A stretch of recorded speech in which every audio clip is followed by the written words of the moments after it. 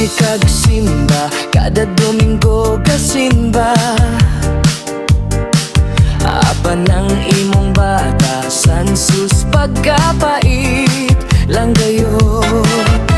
Dili pasabot nga kay pirme ka sa simbahan, automatiko nang maayo ang sulod niya ng dughan.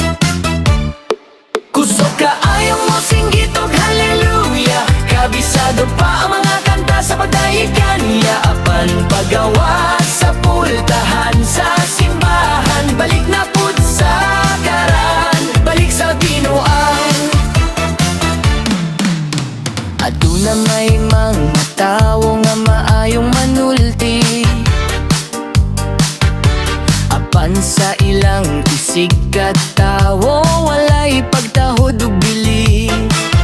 Paggawa sa balaang dapit, mangilad na pud pag-usab, malibak, manira ug mga lulib nga walay ko kaula.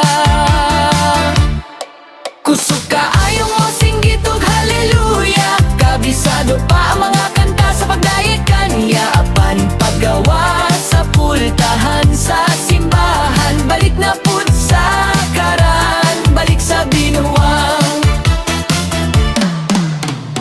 O tinuod ang simbahan para sa mga makasasala, apan wala kini nagpasabot nga himuon nato kining taming sa atong masayop nga buhat.